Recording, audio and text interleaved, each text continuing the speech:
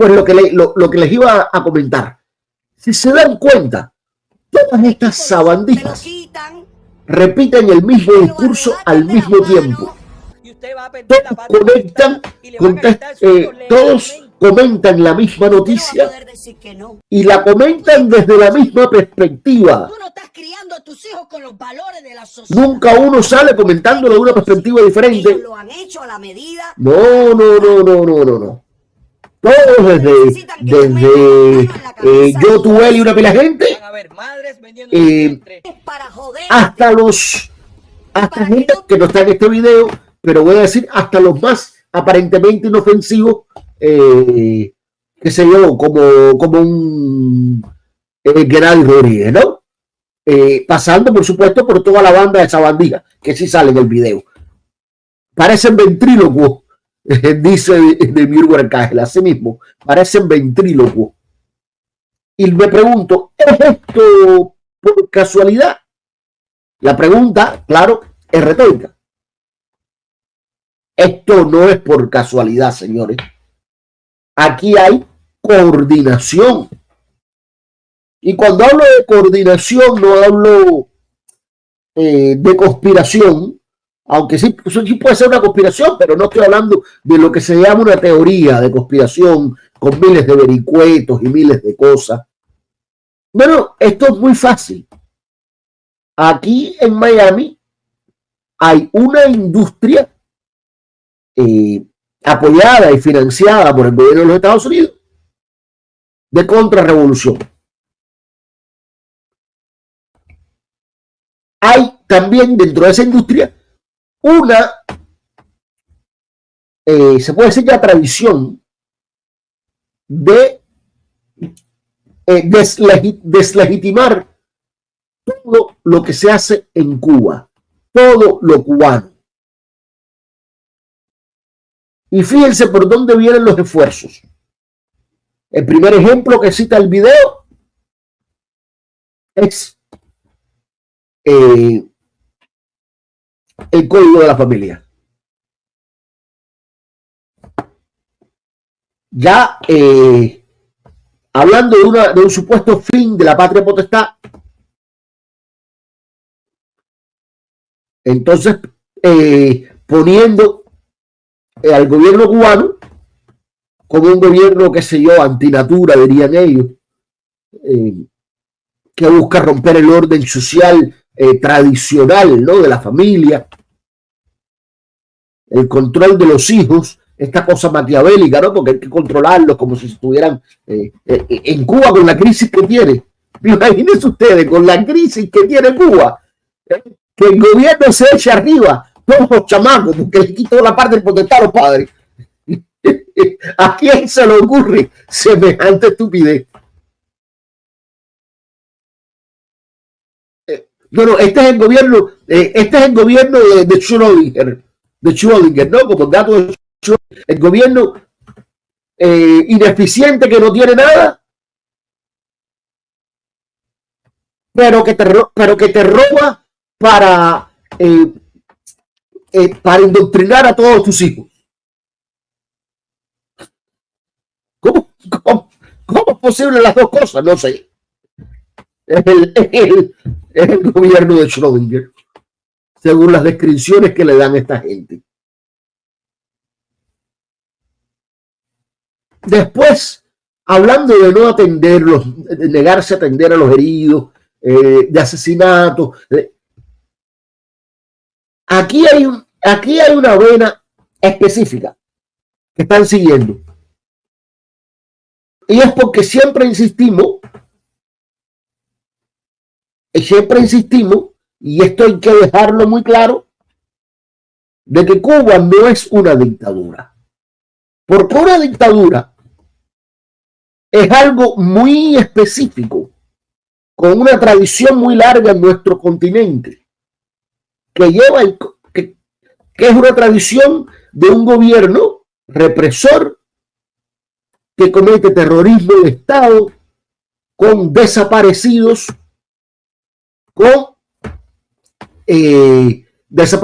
asesinados, robo de niños, de verdad, robo de niños, ¿no?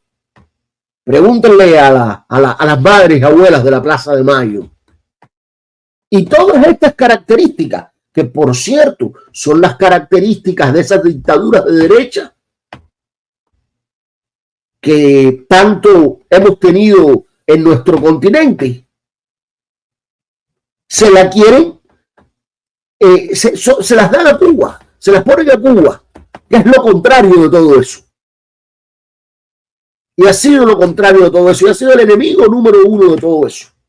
Ha sido un faro mundial para ayudar a los pueblos a resistir, a infinidad de pueblos, a resistir contra ese tipo de dictadura. Pero la Cuba real no cabe dentro de esa descripción. Entonces hay que ponerle a la cañona todos estos epítetos, describirla de una manera que entonces tenga cabida en esa definición de dictadura.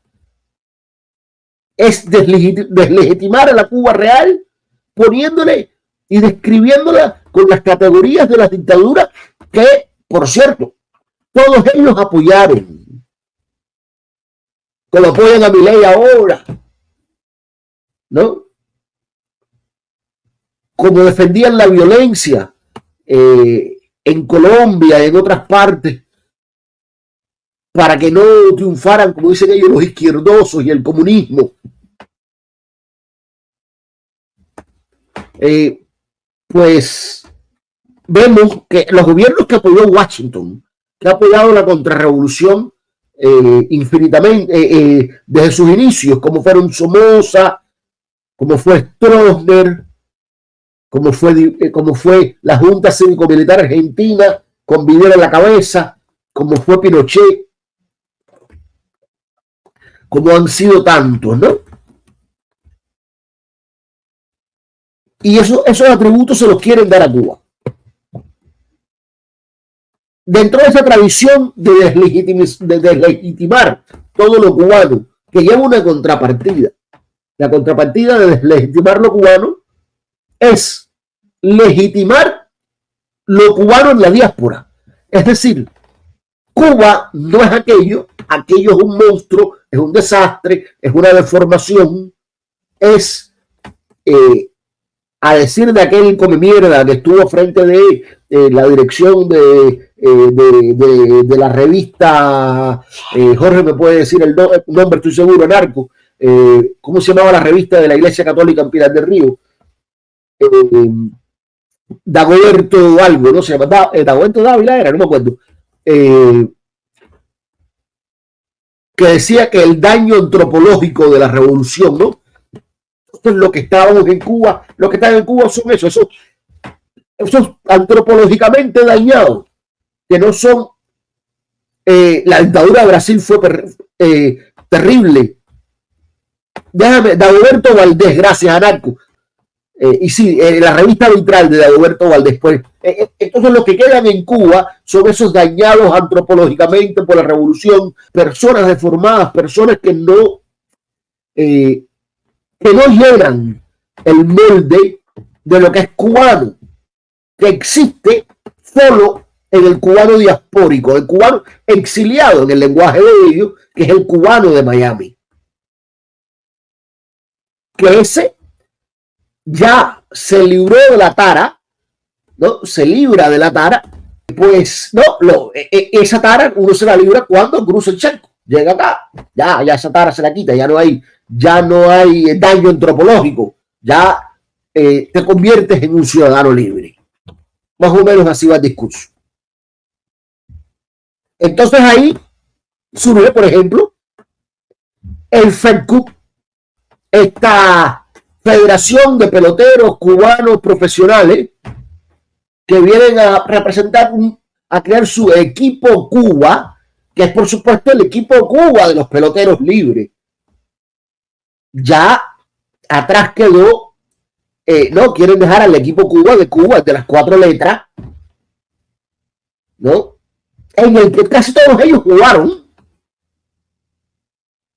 Y con mucho orgullo lo hacían cuando lo hicieron. Pero no, ya ese no equipo no lo representa. Porque hay un equipo de cubanos de verdad. que son los que están fuera de Cuba. Surgen los lemitas estos de canciones, principalmente como el Patria y Vida, que muestra la foto de Martí en el billete al principio. La primera imagen del video es consumiéndose la foto de Martí en el billete de cubano, ¿no? La moneda de peso, la moneda nacional, consumiéndose en fuego y saliendo atrás a relucir entero, lindo, precioso, con ese colorcito medio verdoso, el rostro de Washington en el billete del dólar. Busca robar, busca coger nuestra tradición de lucha, de resistencia, que viene desde el siglo XIX, de las palabras de Martí, que con esa guerra del 95 ponía, sería para evitar que se lanzase como un mal mayor Estados Unidos sobre los pueblos de América. ¿No? Pues ahora esa cancioncita con su billete de dólar, al principio, con su lemita de Patria y Vida, con una letra llena de mentiras, ¿no? Toma el punto de vista contrario a la visión de Martí, a nuestras luchas de independencia, a la tradición de resistencia en la época de la Segunda República, la que representaron Mella, la que representó Mella, la que representó Rubén Martínez Villena, la que representó Guitera, la que representó Pablo de la Torriente, la que representó Raúl Roa, y por supuesto la que representó la generación del centenario. Todo eso, no. Es que asumen entonces el discurso vencido, desgastado, que había quedado en las antípodas de la historia, que es el discurso anexionista. Un discurso que habíamos desbancado completamente. Es el discurso que aparece en estos nuevos símbolos que buscan deslegitimar lo cubano. Lo vemos cuando la Bacardí, por ejemplo, lanza un Habana Club que no se vende, no lo ves en los estantes en ningún lugar, acá en Estados Unidos, fuera de Estados Unidos, ¿verdad? Porque ahí sí se puede vender cubano, pero acá en Estados Unidos nadie lo consume. ¿Por qué? La única realidad es acusar a Cuba de un robo y deslegitimar lo cubano. El verdadero Bacardí solo lo pueden hacer los cubanos, el verdadero Habana Club solo lo pueden hacer los cubanos fuera de Cuba. Es el mensaje que va detrás de esto. Como tratan de hacer con las marcas de tabaco. Todo lo que es deslegitimar todo lo que ha sido nuestra historia, no solo en los últimos 64 años, 65, disculpe, sino toda nuestra historia desde los comienzos de la lucha, de nuestras luchas de independencia. Por eso uno se da cuenta en esta coincidencia que aquí no hay coincidencia realmente, sino que hay un trabajo detrás. Lo vemos en los tipos de canales que surgen en YouTube, los tipos de organizaciones que se financian y se crean, centros de estudios en universidades de Sudamérica, en Argentina, por ejemplo, creo que esta universidad que se llama, les voy a decir, espérense, déjenme buscarlo aquí, Torcuato Di Tella, la otra aquella en Colombia que tiene el nombre el nombre, no recuerdo ahora el nombre del tipo, pero fue fundada por el hijo del Monstruo Gómez y un ministro del Monstruo Gómez y lleva el nombre de un esclavista defensor hasta el fin de sus días de la esclavitud colombiano, ¿no? Y que está asociada a lo peor y más intransigente y más reaccionario de la política de la región. Y lo que hablaba Jorge de toda la articulación con los poderes del mundo, bueno, aquí están también, por supuesto, involucrados todas las redes de que promueven estas ideologías, desde las más aparentemente de centro, incluso supuestamente un poquito centro-izquierda, hasta la extrema derecha. Todas colaboran entre sí, porque al final lo que están defendiendo es la moral liberal y la dominación capitalista, ¿no? Entonces vemos, por ejemplo, en Alemania la Fundación Adenauer o la Fundación Eber, ¿no? Vemos a la Red Atlas, al Instituto Republicano, a la Open Society Foundation y todo este tipo de organizaciones que promueven estos discursos, que dan clases y entrenan a las personas que luego llevarán este discurso a las masas, crean los canales de distribución, y entonces por esto todos estos discursos coinciden. Y los llamados influencers, esto de la contrarrevolución, no tienen que ponerse de acuerdo ellos en una reunión. Es que ya está en el ambiente de una manera normalizada, es normativo, ya está envenenada el agua, que esas terminan siendo las únicas conclusiones posibles para ellos, ¿no? Pero de esto, rapidito déjame darle un saludo a Domingo López, que dice: patria, gusanos, cobardes, mercenarios.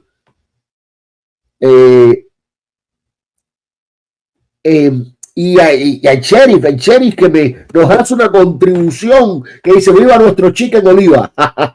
Gracias, sheriff, gracias. Hay una lección que aprender aquí,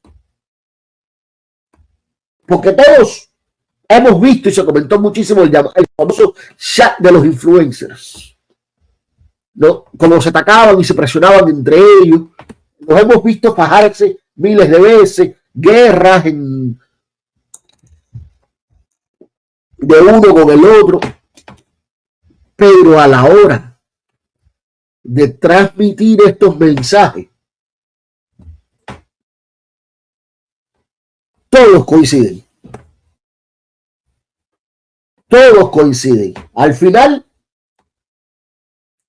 el lema, el propósito,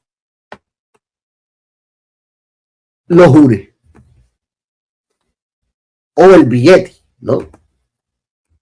Porque esto ya se vuelve una cosa que se retroalimenta.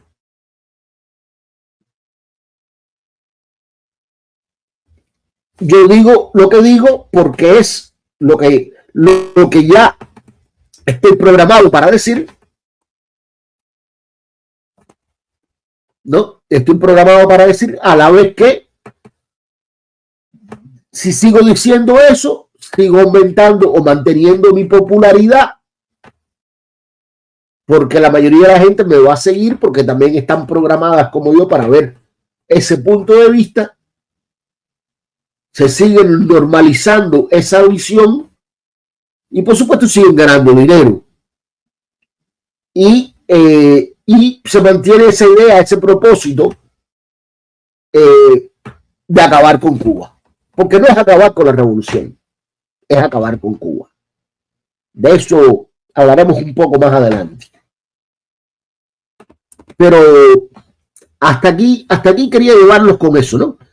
Y la última conclusión, o lo último que quiero decir al respecto, es que desde nuestras filas haríamos bien, por compromiso, porque desde estas filas nada se hace por dinero, porque no hay dinero en esto, no hay popularidad en esto, sino todo lo contrario, ¿no? Entonces esto lo hacemos porque lo sentimos, ¿no? No hay otro motivo. No hay otro motivo. Porque creemos que es lo más justo.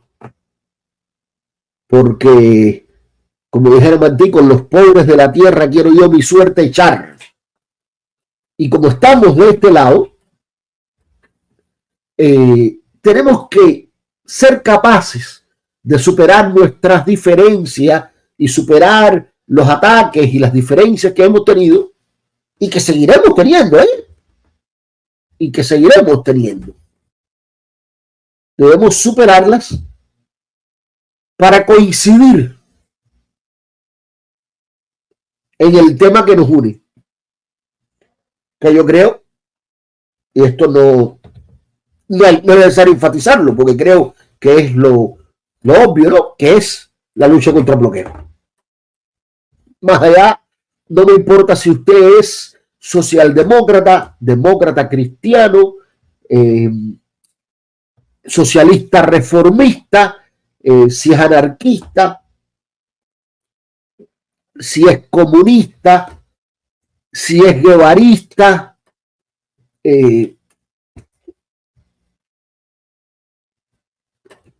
o un conservador con un sentido cristiano del mundo, no importa. Lo que importa es que coincidimos en un punto esencial,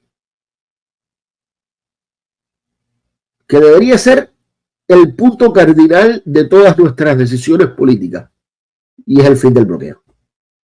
Eso es algo que nos debe superar a todos, ¿no? Más grande que nosotros mismos, como dice la frase.